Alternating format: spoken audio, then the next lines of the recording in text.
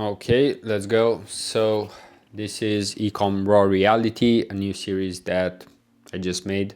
And in this one, we want to talk about eCom, about the raw reality, because online on Instagram, you'll see screenshots of everything going up. And I'll actually show you some sales today going up as well. So let me show you a store that right now has 86% increase in sales. You can see a spike there, and that's because, of course, there's a strategy behind it. There's a reason why the sales are up today, which is a Friday, March 14th. And at the same time, I want us to be honest and just talk about how Q1, so the first quarter of 2025, and March in general, but specifically this year for DTC brands, for e-commerce brands, sucks. It's not the best. And the main reason why I'm saying that is because I do work with multiple clients. I have access to multiple ad accounts, email marketing services such as Klaviyo, or providers, better said. And then also at dashboards such as Triplewell and Shopify. And basically there you can actually see the raw reality, right? What's the profit? What's the ROAS? And most of them aren't necessarily up. And there are a couple of reasons, and this is not just to say that these are excuses, because I believe right now for agencies it's pretty tough. For brands it's tough, and I think that's due to the fact that people don't really know how to have a good conversation regarding what's happening.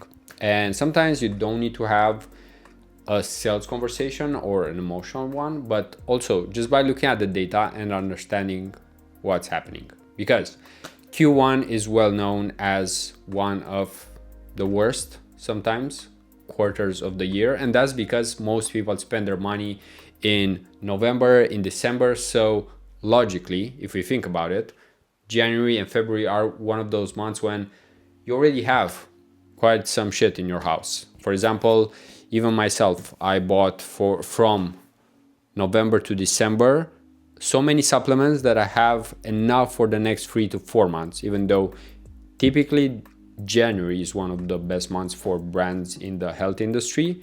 However, if you're smart enough, you know that ideally you do buy in November, December, because that's when there are better offers, while the ones that buy in January are just the ones that fall victim, let's say, to the marketing of new year, new me, which to some extent might help you as a mindset, but still, it's just another month. If you go from one year to another, it's not that big of a deal, unless we're talking about accounting and stuff like that. So let's talk about the what, why, and how. We'll try to keep this pretty brief. As you might see, if you look at the past videos, I do like to create series, because videos alone on their own are not enough, I would say, because it's much better when you can actually see a progression, just like with the other series that I made, and talk about what's happening, if things are improving, if they aren't improving.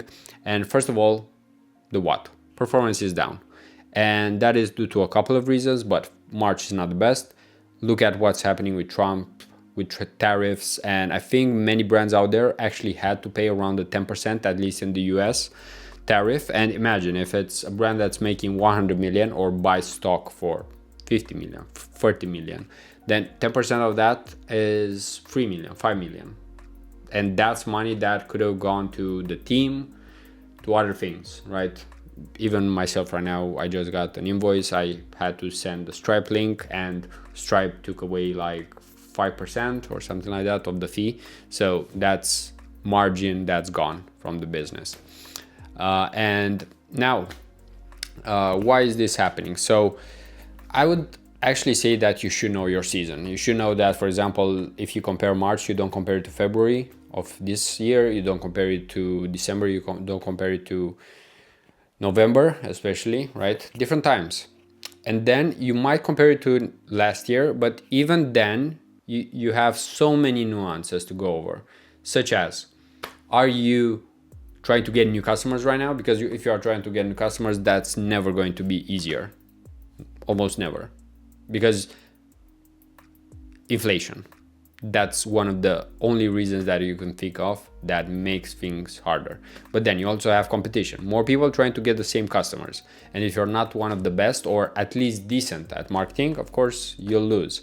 Then you have to think, are you focusing on profit or are you focusing on revenue? Because everyone wants higher profits, higher revenue, higher new customer ROAS, higher contribution margin, all of that, right? But let's be real.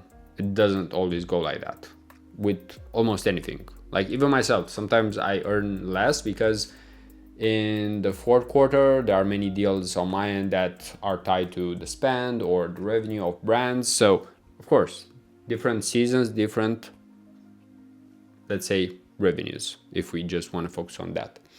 And now let's look at the actual how, like what are you doing during this time? So first of all, conversations. If you have multiple business partners or are working with brands, with agencies, you definitely need to have a conversation about this, because in 30 to 60 minutes you can't even cover that much sometimes, because there are so many things you can go over.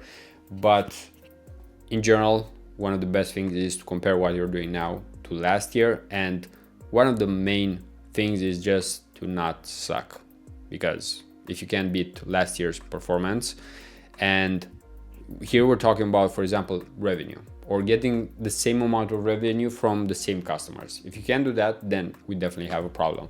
But if you're trying to like go from a brand that's making 1 million to a brand that's making 10 million and you're expecting a 10x in 1 year, I mean, you actually need to look at the variables at the market, because there are years when things are easier. 2022, 2020. 2022, my apologies here, because I want to say 2020 and 2021. 2022 already, it was a down year for the stock market, for crypto, if I remember correctly, for many eCom brands, just because they already took so much of those customers that were at home, willing to spend, nothing else to do in most cases, and then they expect to get the same amount of new customers the next year, which is not as easy. And of course, it won't be more efficient. I mean, you're trying, let me give you an example. You're trying to sell to people and you can only do it one-to-one, right? First of all, you can sell in your city and it will take you some time to knock on doors and so on, right? But then when everyone from your city bought, what do you have to do? You have to go to the next city and then home. So think about it logically. You have to go every day to another city. So that will take some of your time and then you have less time to actually sell. So you might become more efficient, right? Yeah.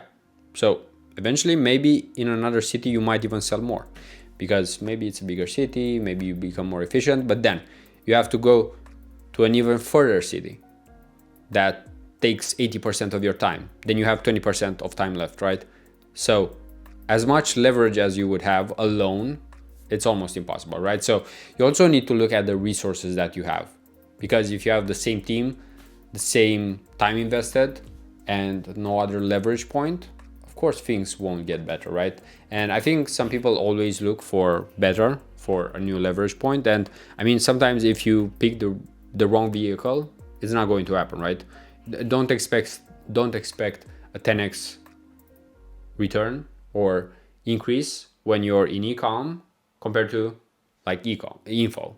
Or for example, don't expect a multiple such as in SaaS when you're in eCom, right? So this is where we actually need to look at what's happening in that industry. And this one is eCom.